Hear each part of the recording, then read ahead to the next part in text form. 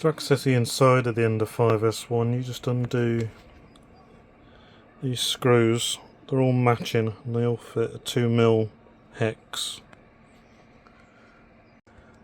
This is my printed mount. The Raspberry Pi screws to the back of the screen in all four corners. You attach the ribbon cable from the Pi to the screen, and then finally you screw my frame down to the back of the screen, and then the remaining four screw holes you mount your whole frame into the case such that the screen sits between the existing lugs where the old screen fitted.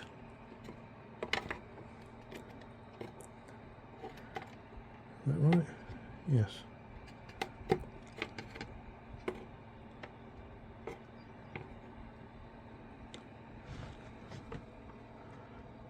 And you'll find that the standoffs on the printed screen will match up to the lug holes where it needs to fit, such that the screen's in the correct position, or as close as I can get it.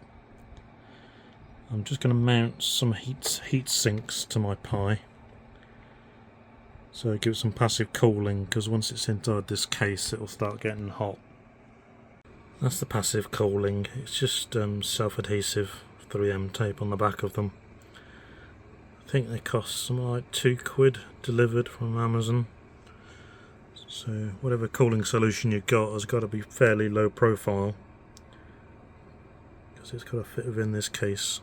Just mounting the case up, I'm using M3x12 countersunk screws.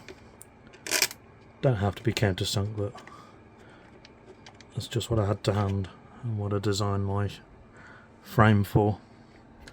They're a bit fiddly to get to, but the countersunk ones will sit nice and flush so that they don't block the USB ports on this end. So if I do them up fairly tight,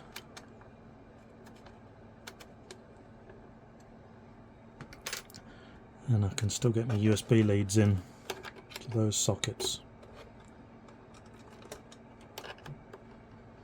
So I've got one for webcam,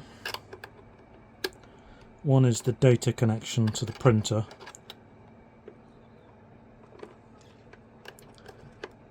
and one is a spare lead that comes out of the case and goes to my ADS-XL sensor. So all three of those cables just route themselves down into the bottom of the case there and go to the various devices. So that is the screen mounted essentially. There's just enough clearance here to put the back panel on and not interfere with anything, so it's fairly tight.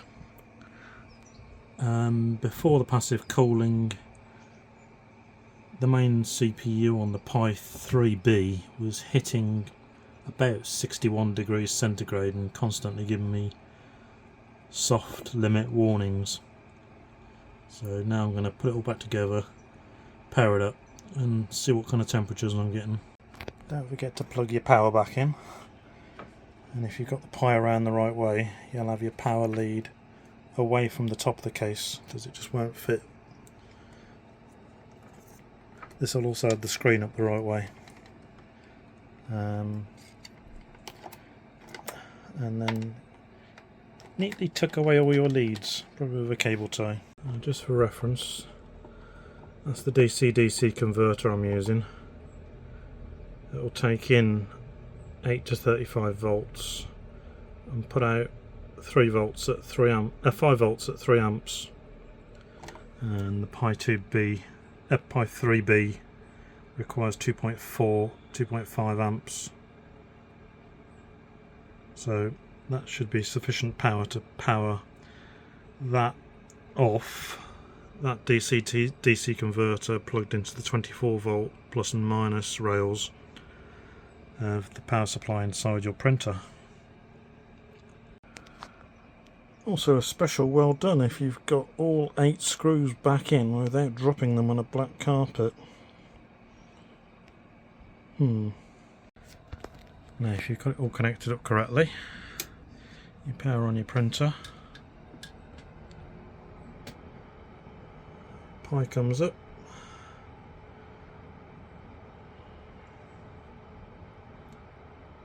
and eventually it'll boot into KlipperScreen.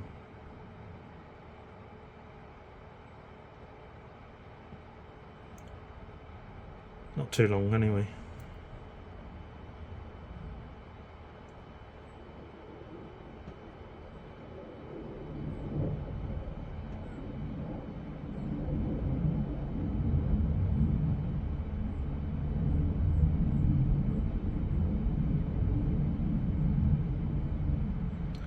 There we go. There's your KlipperScreen touchscreen.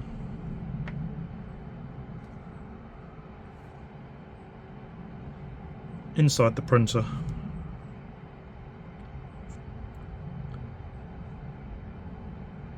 And the only external wire is to your data connection on the side. So all nice and neat. This is the screen mount as a printable object. I've uploaded this to Thingiverse. I'll include a link below. And I've also uploaded the same object to Printables, if you prefer Printables. All the same information, but there's some installation screenshots there as well. I'll also include details of the screen I bought below and the DC-DC converter, so you should have all you need to replicate this.